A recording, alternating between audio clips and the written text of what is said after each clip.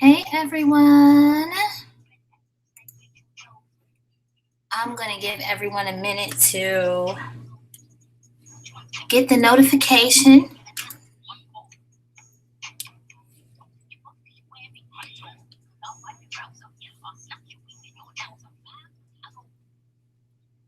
Let's see.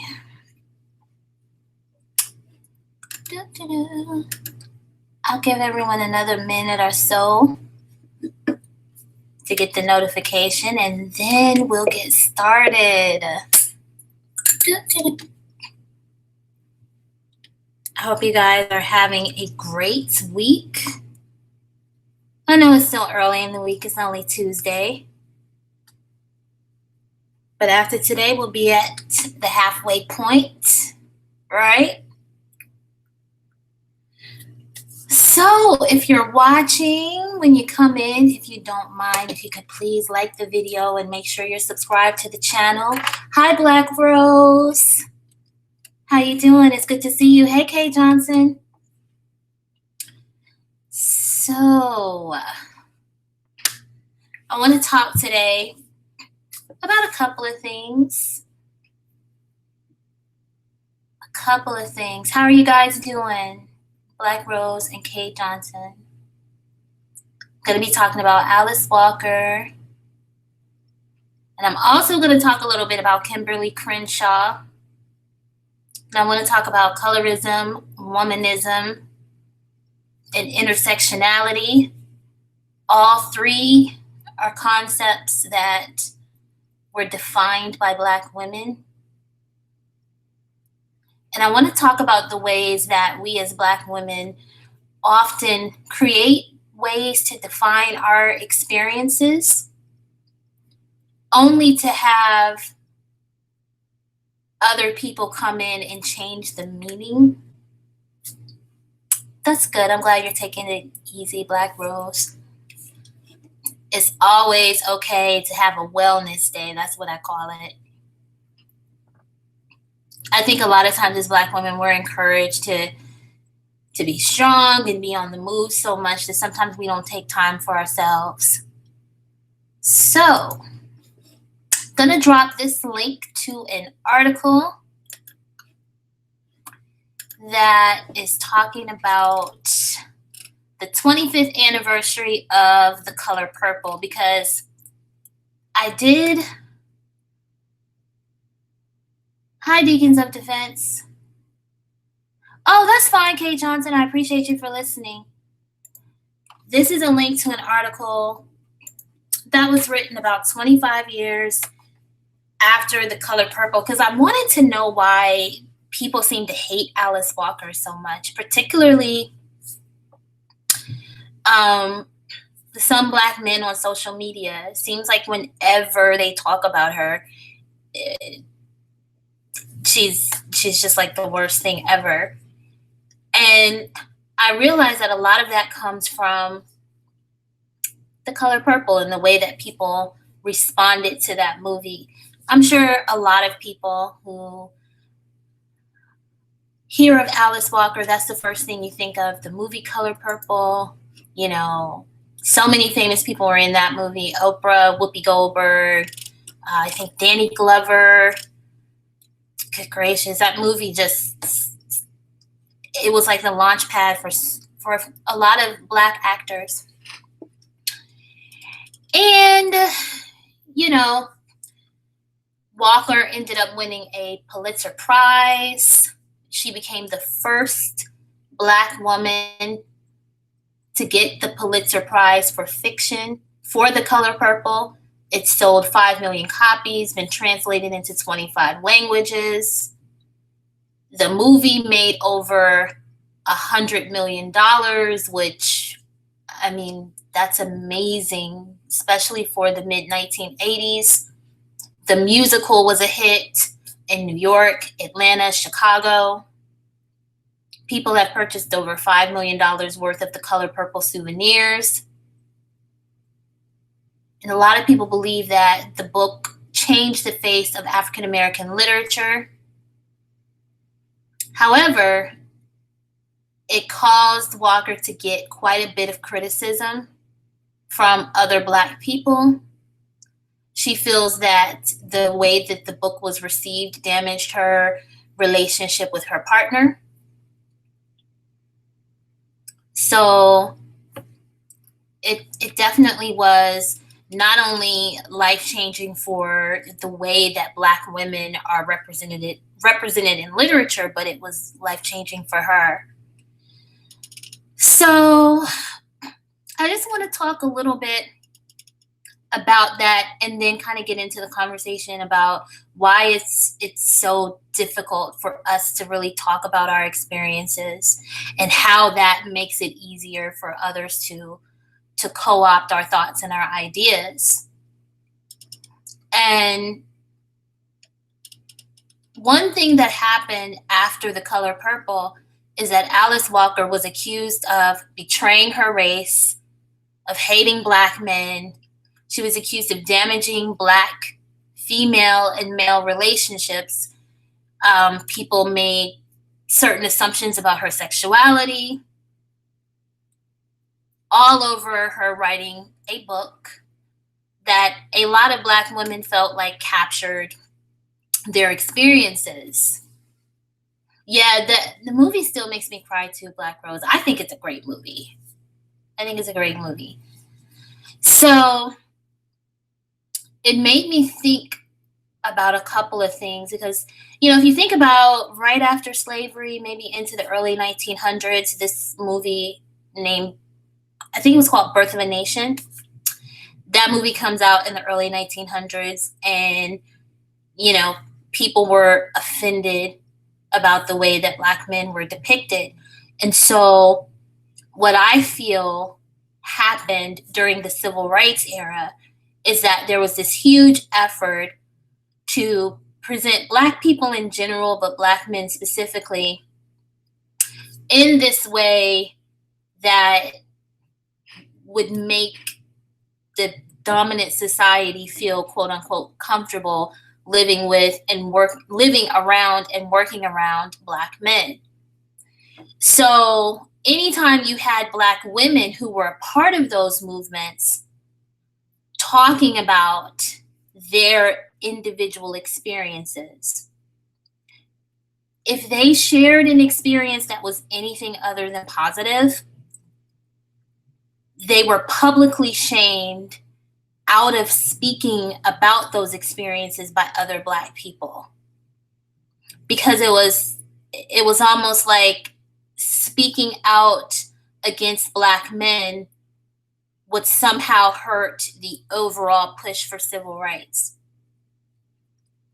And so it put Black women in this situation where even today, when we suffer from any type of abuse or other forms of being mistreated, anytime we're mistreated, if the perpetrator is a Black man, it's kind of like, oh no, you shouldn't say anything about it.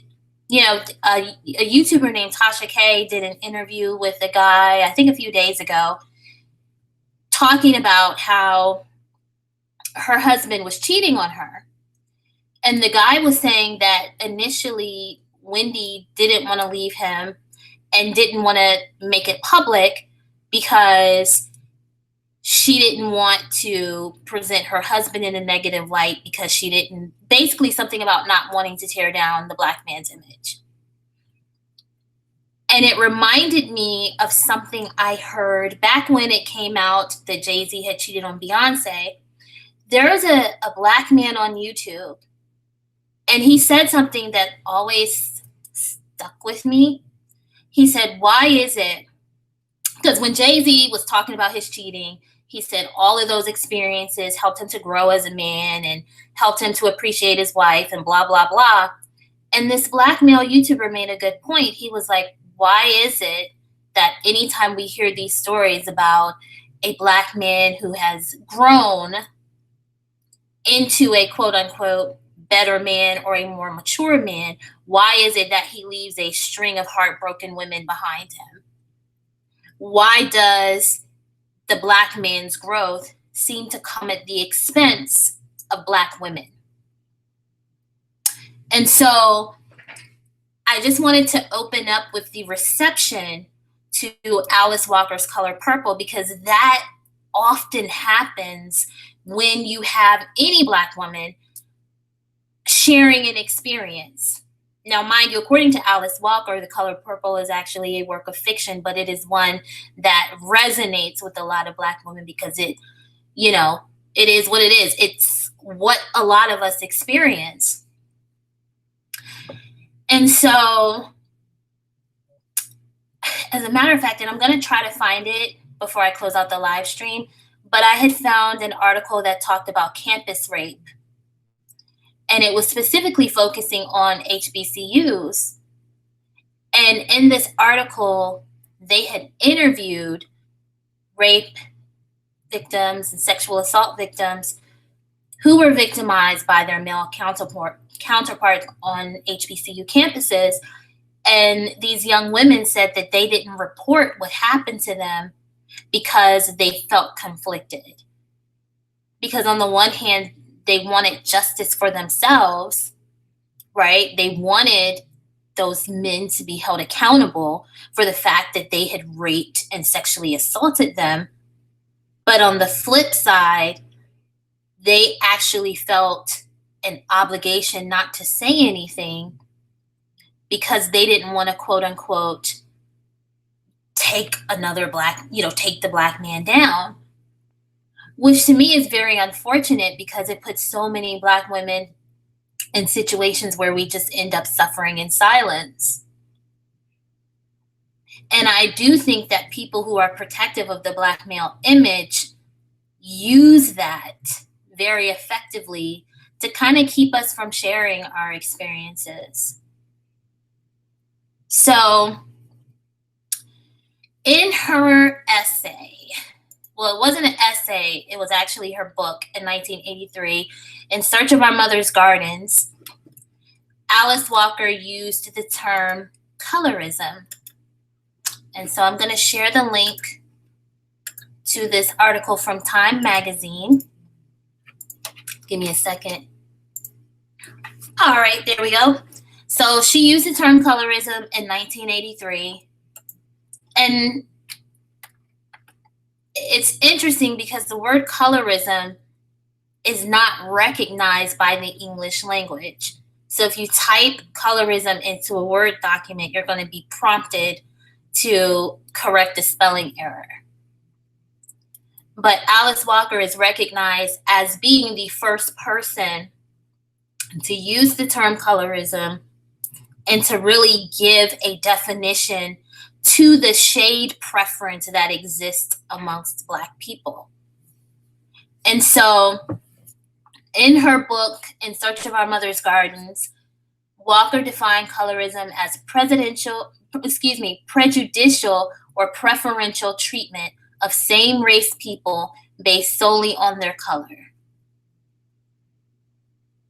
Now, in this article, it's acknowledged that shade preference for lighter-skinned Black people had been a common practice long before 1983, but that Walker was the first person to really give it a name and suggest that it's something that had to be addressed and stopped in order for Black people to progress.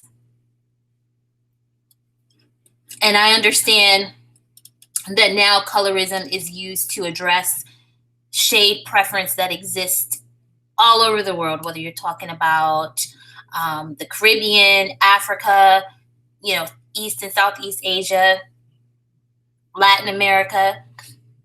But Alice Walker is really the first person to give that shade preference a name and a definition. So she found a way to define our experiences as Black women.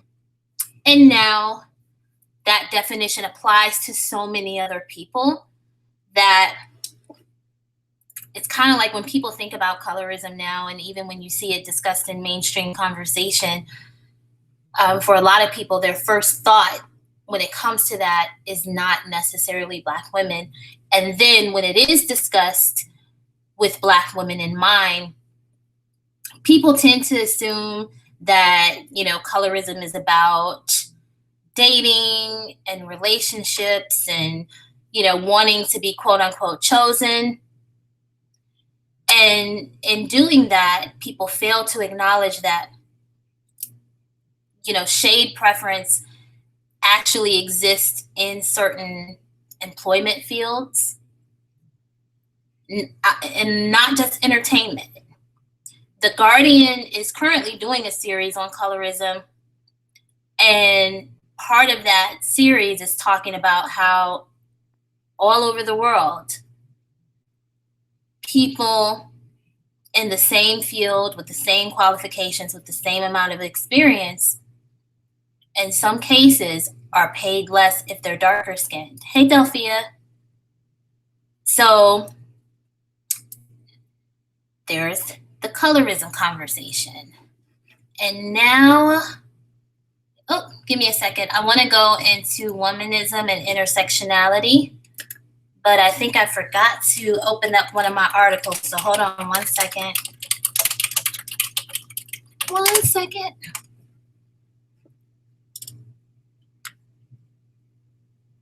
Okay, here we go.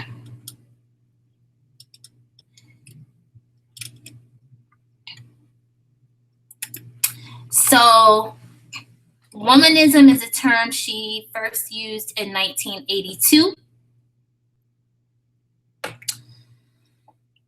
So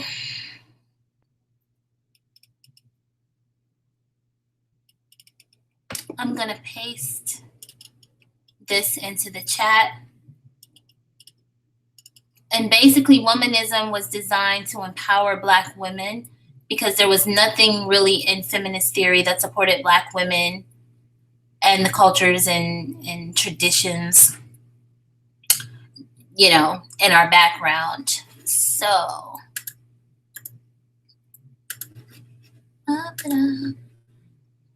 okay, this is one article on womanism, and then I'm gonna go on and give you guys this link to something I found on intersectionality, or sometimes you'll see it referred to as intersectional feminism.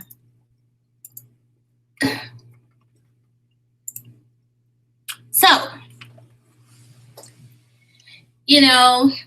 Alice Walker famously said, that womanism is to feminism as purple is to lavender. So in her mind, they're very closely connected. But, you have a lot of people that even go back to the 19th century and talk about people like Anna Cooper. As far back as the 1800s, you had Black women asserting their womanhood. Sojourner Truth in her Ain't I a Woman speech, Mary Church Terrell, and so many others, okay? But basically, intersectionality is something that was defined by a Black woman named Kimberly Crenshaw, and she specifically created that term to address the experiences that we have as people who are women and Black, or Black and women, whichever identifier you use first. Now, when you research intersectional feminism, they make it very clear to say that it's not just about race. So intersectional feminism is another, or intersectionality, we'll say, is another idea that was created and defined by Black women. And that idea was co-opted by feminism into what is now known as intersectional feminism. And intersectional feminism is pretty much an umbrella that's used to define any woman who isn't white, although there's a lot of controversy even about having that distinction. And now you also have transgender people who fall under the intersectional feminism umbrella. And I understand that everyone has the right to advocate for themselves. I just think that because we as Black women, I don't feel like we value the concepts that we give definitions to. Or if we value them, we become too concerned about offending Black men. So what happens is, while we're going back and forth with each other, you know, because a lot of times it's Black women who can be very protective of the Black male image. So while we're going back and forth with each other and debating about whether or not we should even be addressing our concerns or how we should address them, other people come along and they see the value in the concepts that we've created, and they see ways that they can merge those concepts into existing movements, and they take what we've created. They take it and they make it mean something that's totally different. And so it puts us in these situations where we don't get advocacy, support, or adequate representation in groups that are supposed to be for Black people, right? And we don't get advocacy, support, and representation in groups that are supposed to be representing and focusing on the needs of women. And so that's why you do have a lot of Black women now who don't connect with feminism, who don't really connect with these kind of racially based movements, you know, pro-Black, HOTEP, so on and so forth, because we don't feel represented in those spaces.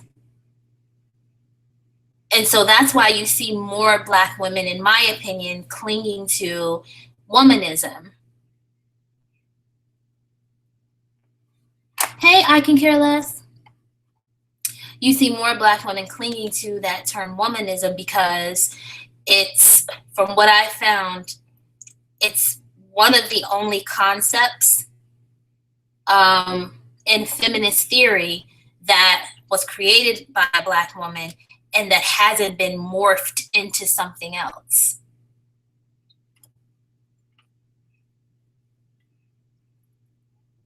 You're right, Delphia. Hi, Kefra. I hope I'm saying your name correctly.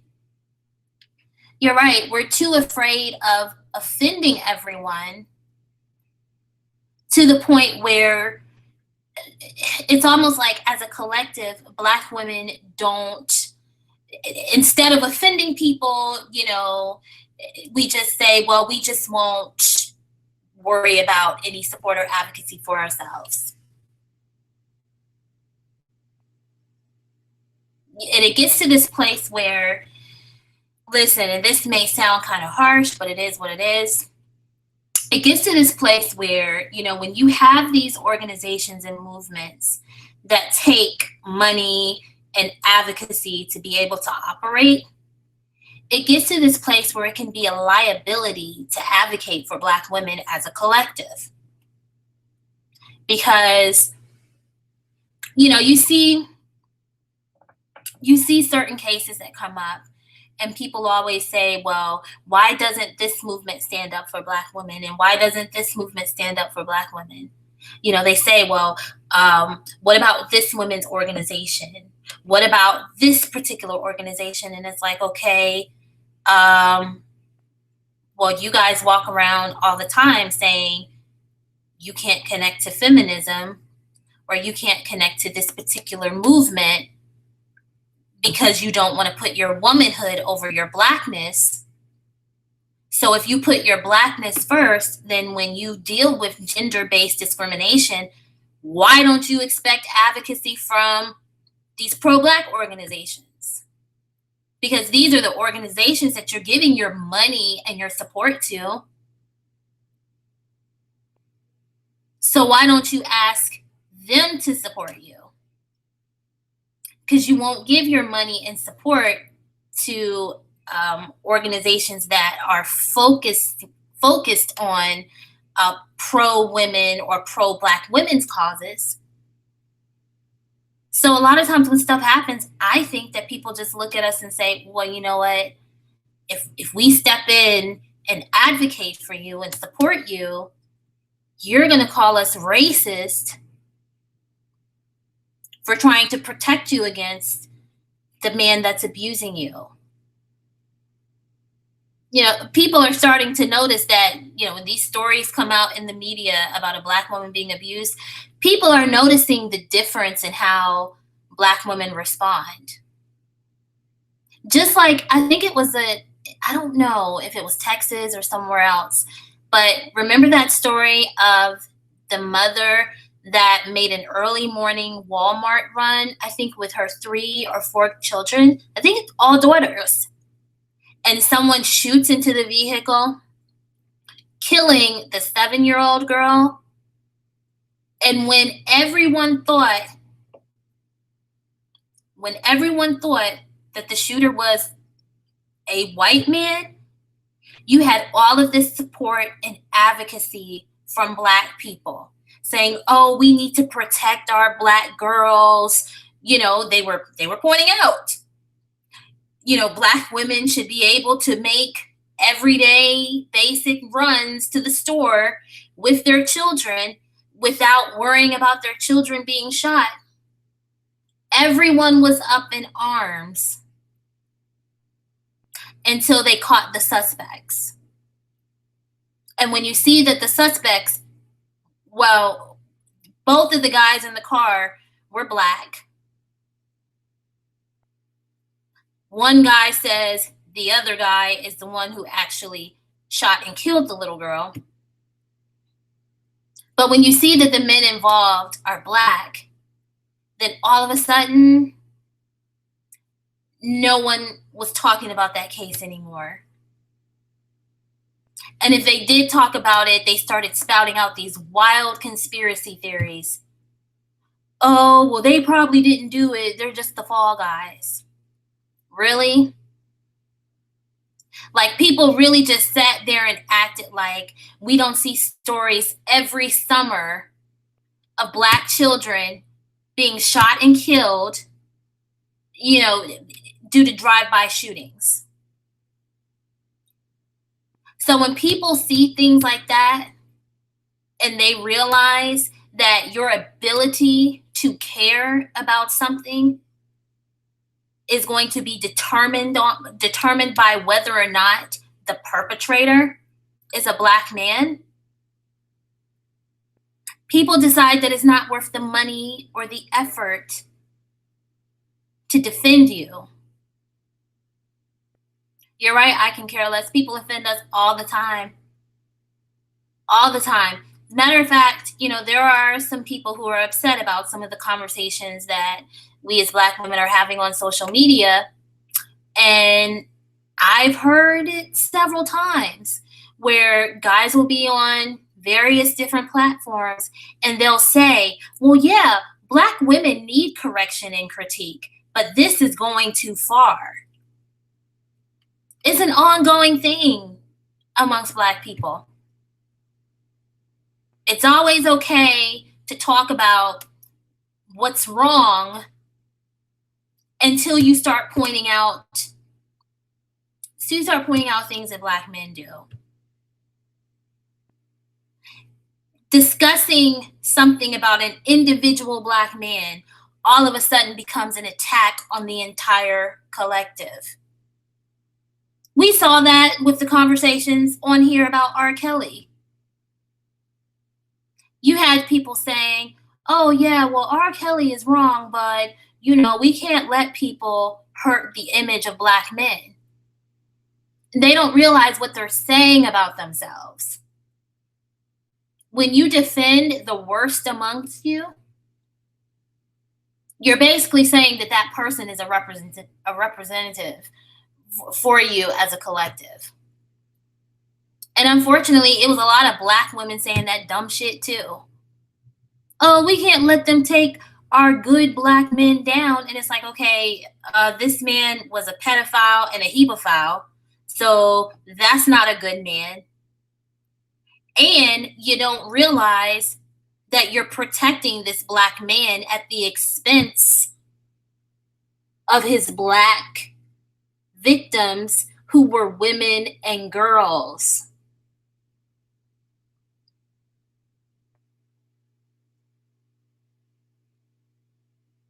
That's true, Delphia. A lot of times the what happens in feminism doesn't really benefit us in the mainstream feminist movement. I'm just saying that sometimes it could be because of where the collective of black women give their advocacy and support. So with a lot of those organizations, hold on one second, because I need to cough, but I don't want to cough in your ear, so give me 1 second.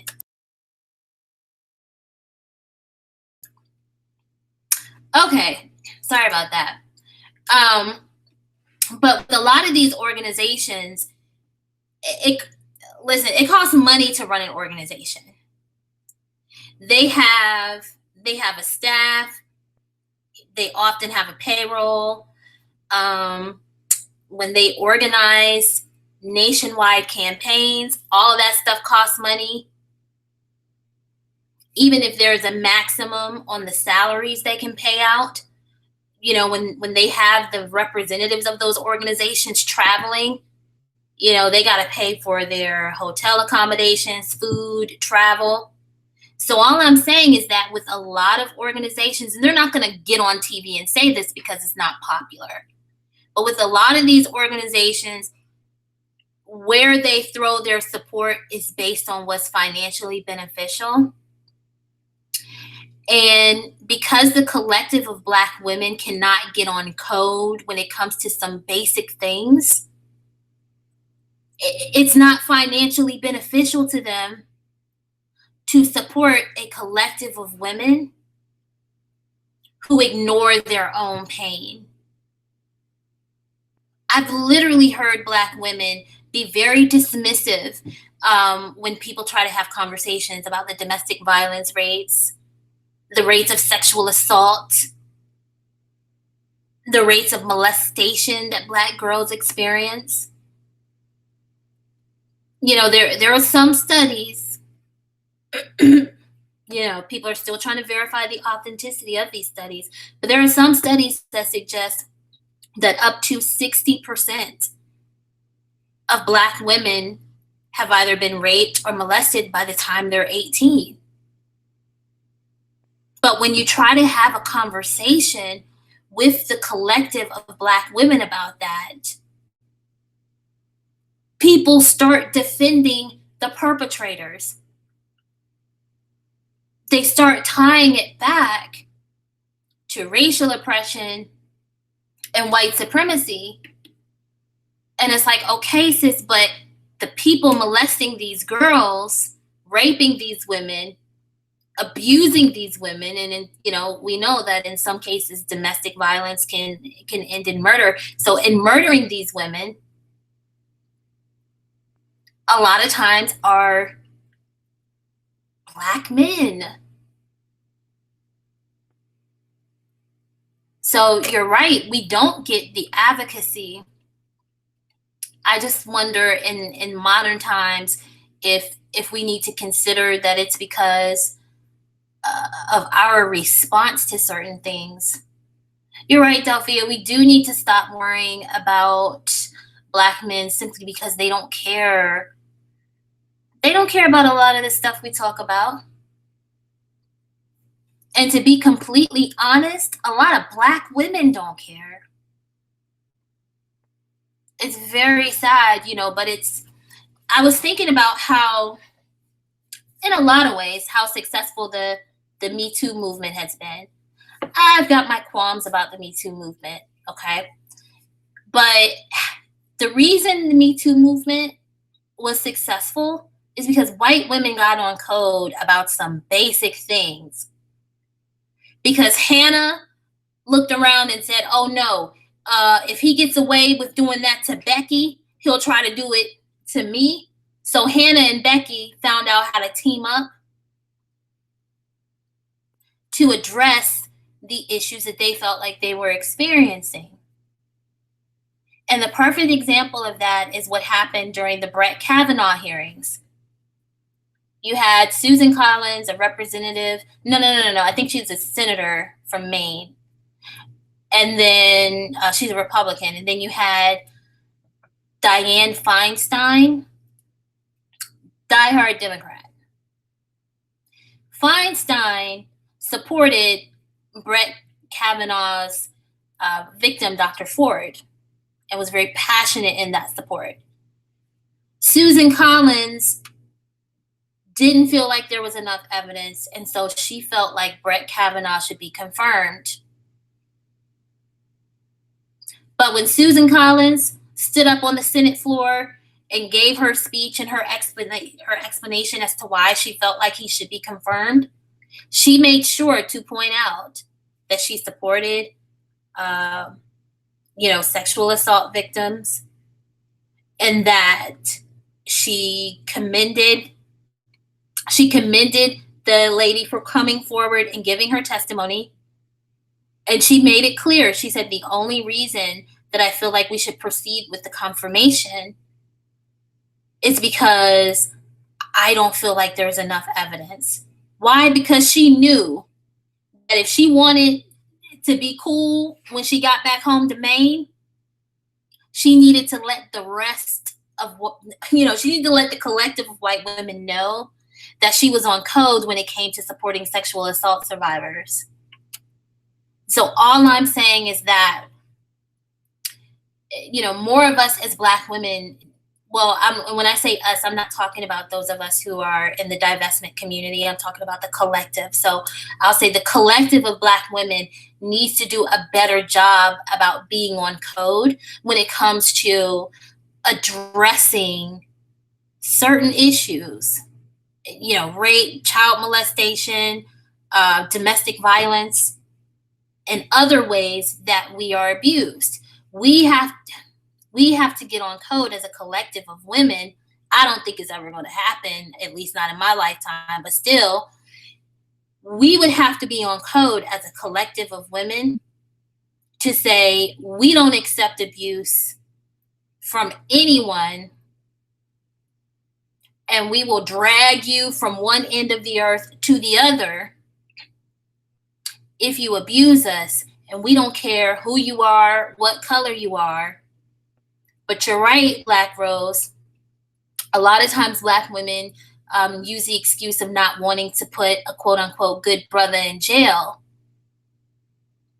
And it's like, okay, if he raped you or assaulted you in some other way, that's not a good person. And with him being left out on the streets, he's now in the position to do the same thing to another Black woman or to a Black child or to another person in general. And then another way that I hear that good brother excuse used is when you have, say you have a Black woman who is victimized in some way. So a good example is Jasmine Eland. You'll see, unfortunately, other Black women who will look at women like that and say, well, no, we're not going to put this quote unquote good brother in jail. Why? Because another problem that Black women have as a collective is we don't see ourselves in each other. We don't see ourselves in each other at all. That's why the Me Too movement is working for white women, because again, Hannah sees herself in Becky. Tasha does not see herself in Shaquana, right? You see that even here on YouTube. I have seen so many situations where a Black man has said something that I feel is disrespectful, but he has said something that is disrespectful to one Black woman, or to a group of Black women. And then you'll see other Black women turn around and say, well, yeah, but he seems like, he seems cool, It's like, what? If we saw ourselves in each other, if we viewed our plight as a shared struggle, then we'd have a code. Like, okay, no, if you were bashing that woman, not for something that, an individual exchange that the two of you had, but if you were talking crap about that woman because of her motherhood or because of her complexion, or, you called her out of her name based on a basic disagreement, then nah, we're not cool until you make things right with her. See, this is why Black men, they defend each other so fiercely, because they see themselves in each other. They see themselves in Nipsey Hussle, R. Kelly, Bill Cosby, all of that. They're speaking out about Cardi B and her admission. I think she said she drugged and robbed men. They were talking crap about her because even though they haven't seen all of her alleged victims, they see themselves in each other. And so if they perceive that one Black man is being mistreated, they will all come in, they'll come in droves to defend him. You're right, I can care less about Black women needing to move in silence and forgetting about those who don't get it. This is why if you've noticed over the years, Black women who have certain messages and opinions are no longer able to be found by the general public. You can find them, but you may have to join, some particular group or go onto a different platform, because even the time that it takes to go back and forth with other Black women who disagree with you or who think that you hate Black people, even that time and going back and forth is wasted in terms of resources and money. Imagine being able to spend that time building with like-minded women. So you're right. Unfortunately, we can't have conversations with people who don't care. Hey, Alita. Okay, I understand you're at work. Thanks for listening.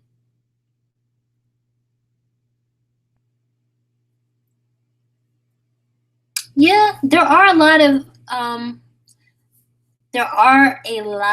I'm not going to say a lot, but I've heard quite a few Black women who talk about being molested say that they were molested by Black women.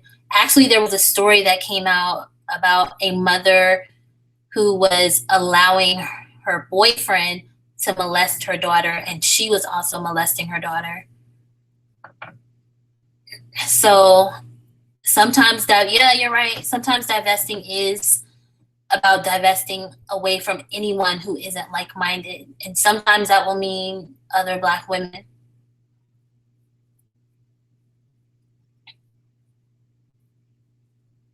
Yeah, I can care less. They don't identify with us at all. That's why you'll find me at times correcting myself and saying the collective of Black women. It's unfortunate, but they've made it clear that they don't identify with us. Hey, Tassie. Okay. Yeah, catch the playback.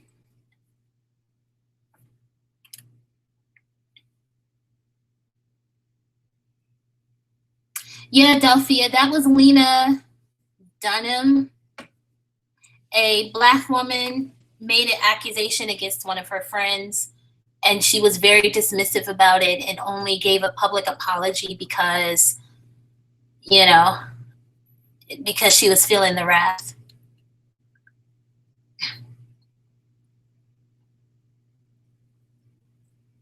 But again, even the idea of the Me Too movement, that is another idea that was co-opted by non-Black women. Hashtag Me Too started on Twitter. A Black woman on Twitter used hashtag Me Too to encourage other Black women to talk about being abused, physically abused, sexually abused.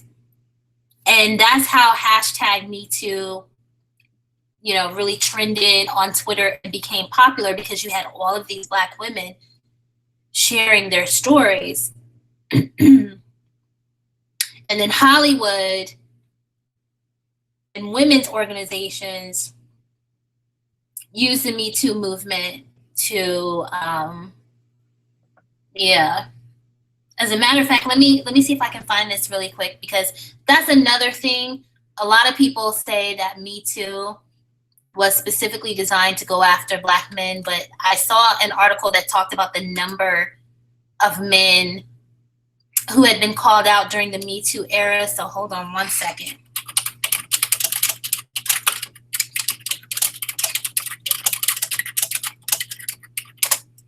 Give me a second. Okay, I think this is it. Yeah. So I'm going to copy this and paste it into the chat. And then I'm going to read some of the numbers to you. It says 263 celebrities, politicians, CEOs, and others have been accused of sexual misconduct since April 2017. And if you get a chance to click on that link and go through the pictures, the majority of those men are white. So, the mainstream Me Too movement had nothing to do with trying to, somehow go after Black men.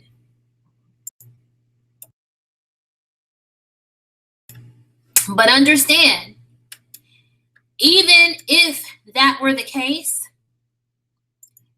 since it was a movement that was created by Black women, if the Me Too movement had focused on holding the men accountable who were abusing Black women, because the majority of Black women are in relationships with Black men, then the majority of the men, who would have been held accountable under that would have happened to be Black. But the actual movement itself is actually, primarily focused on white women.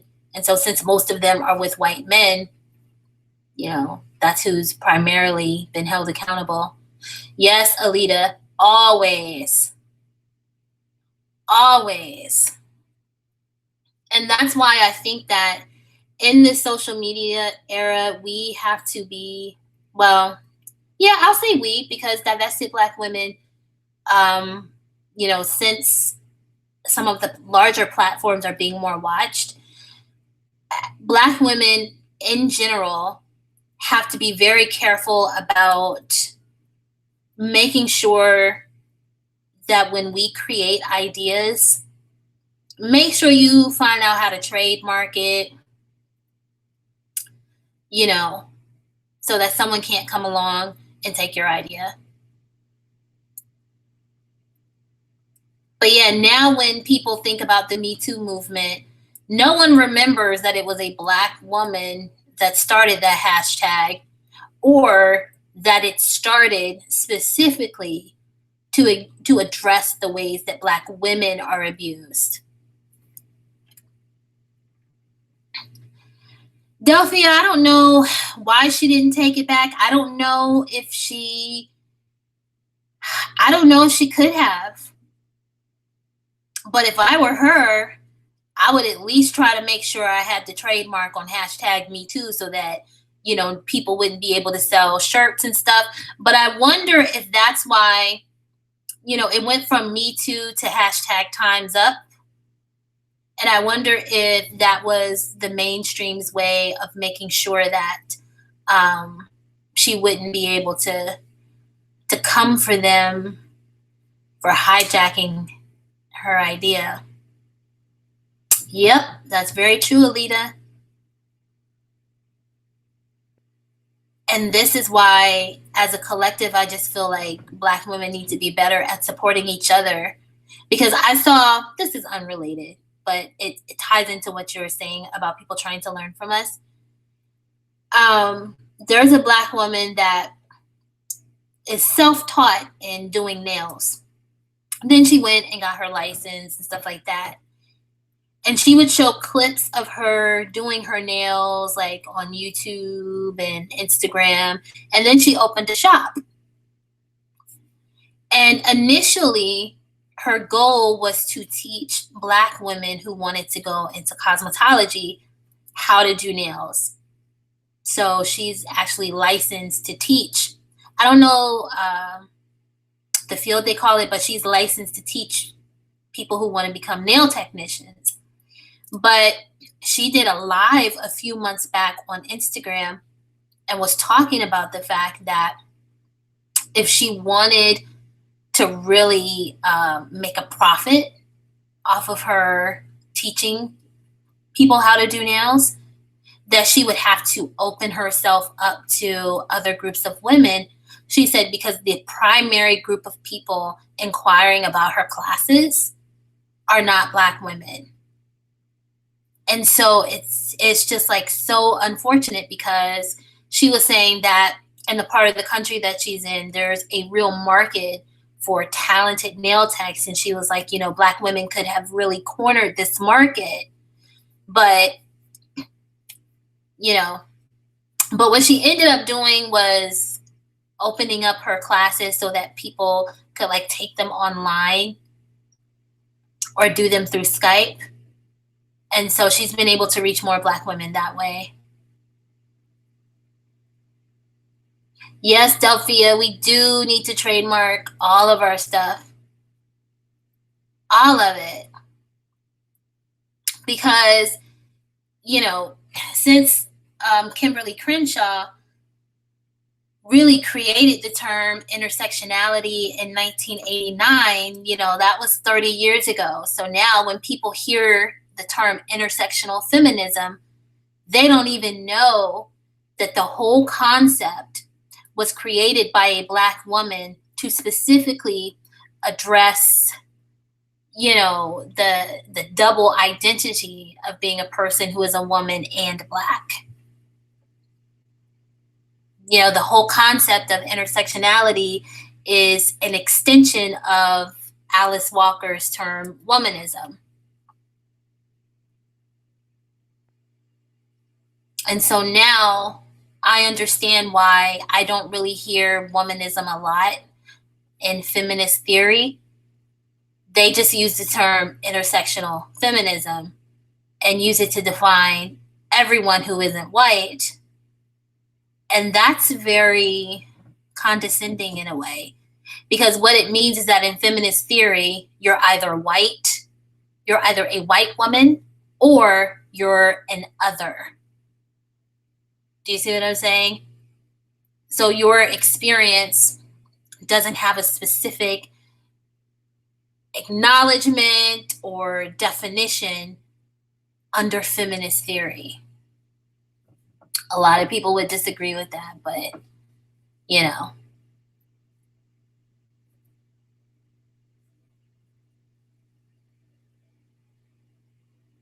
And even the articles that do acknowledge that the concept of intersectionality was created by a Black woman, they say it as kind of like an aside or an afterthought.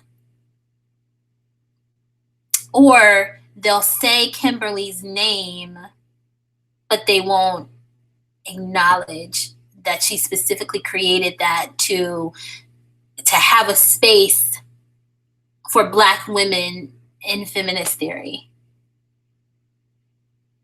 It's just very unfortunate. And so I think we may see some of the same things happening with colorism. You know, because I mean, I understand, like I said earlier, everyone needs their own form of advocacy, but it just bothers me to constantly see these situations where it's like, okay, a Black woman created something that is now not ours anymore. You know? But I probably will be talking about this again because I think it's such a layered topic, and maybe even have some additional conversations about why it can be difficult for, let me look at something real quick. Oh, okay. Why it can be difficult for us as Black women to really express our experiences.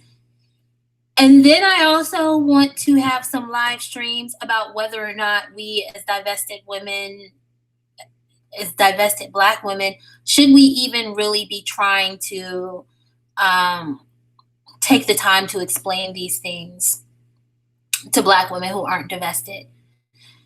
Is it worth it? Or, you know, should we just have our conversations, and then if people come to them and they get it, they get it, but if not, that's cool, you know? Because I enjoy these conversations.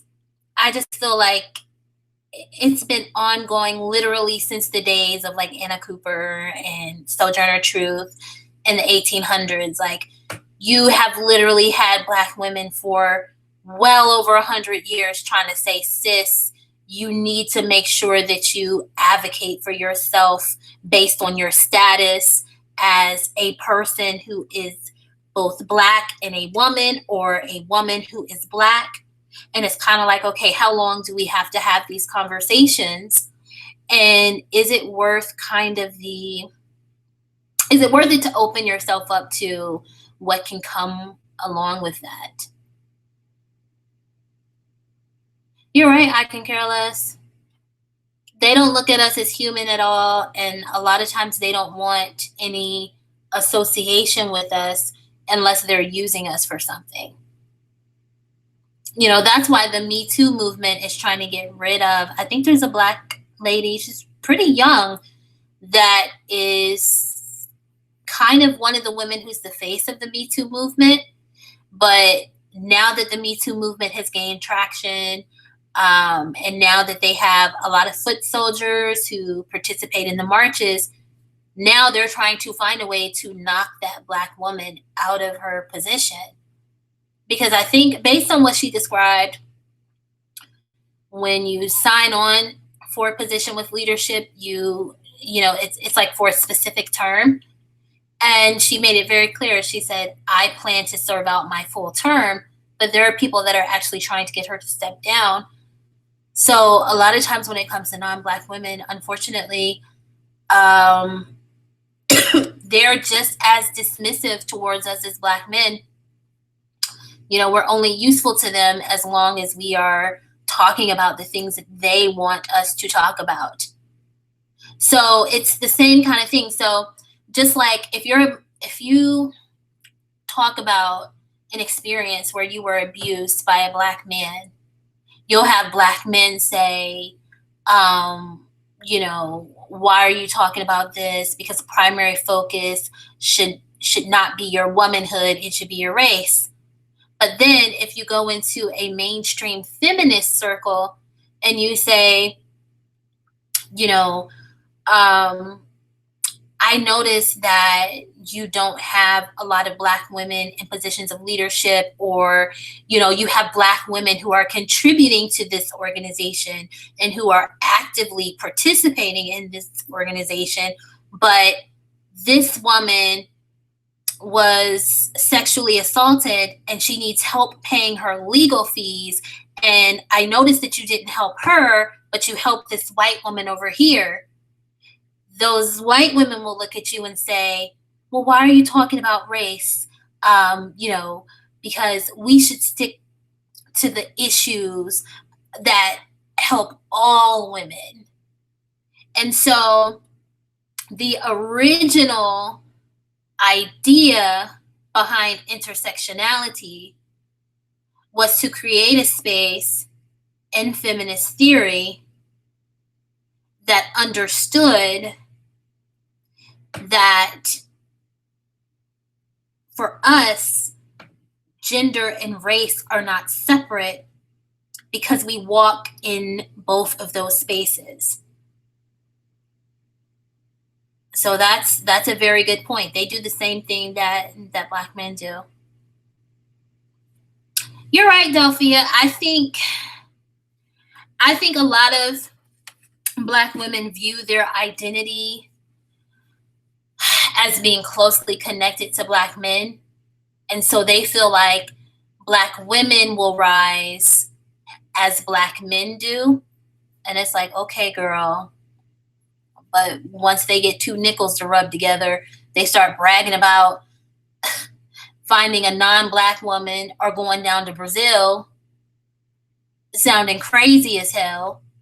Because if you're familiar with Brazil and some of the surrounding areas, they have this whole concept of, I think it's called Maior La Raça, which basically means, they believe that they purify the race by procreating with white people.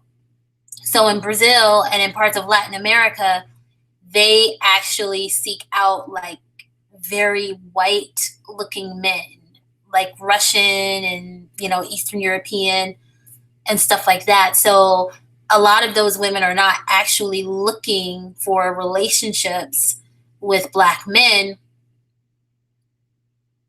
because they want lighter children. So, but anyway, to the Black women whose identity is closely connected to Black men, they don't focus on their specific plight as Black women.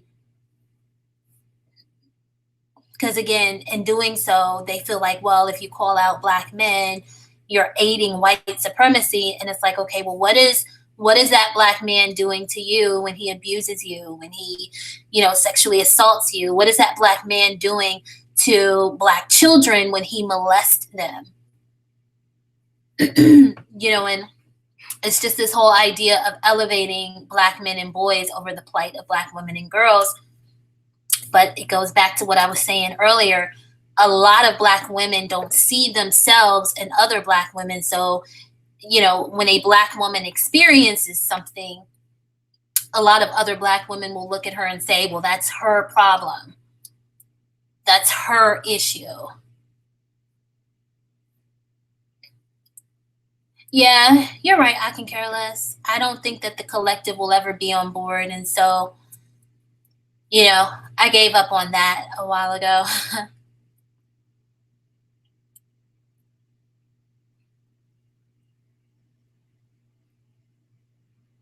Yeah, I can care less. When they say all women, they're usually not.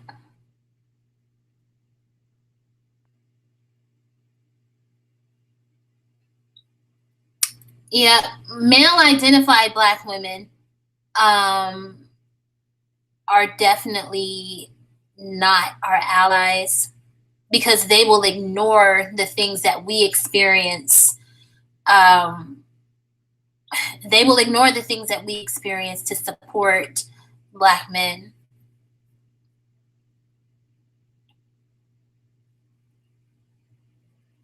That's a good point, Delphia. I saw something. I don't know how true it is because it's the internet. But I saw something that said that one of the concerns that parts of Europe has is about basically the rates of STDs that some of those immigrants have. And you know, from what I've seen, the majority of immigrants from Africa that are coming into Europe are African men. They said that's the concern for African men. And then for the men from parts of Asia and parts of Africa, particularly those who have certain religious beliefs, okay? Some of their beliefs are so different from what we believe in the Western world.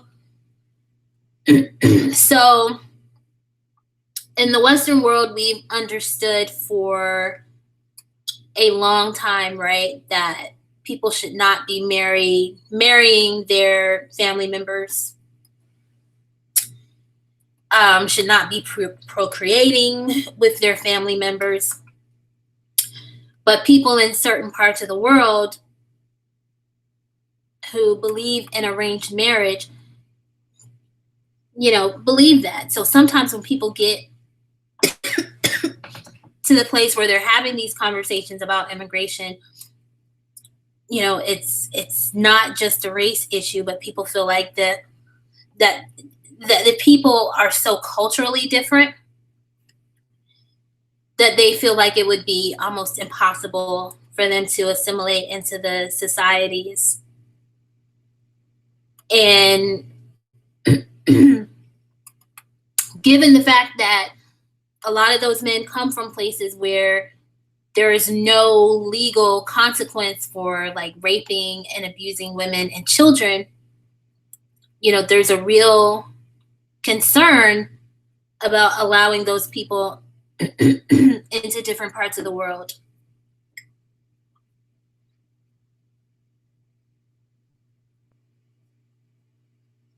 Yeah.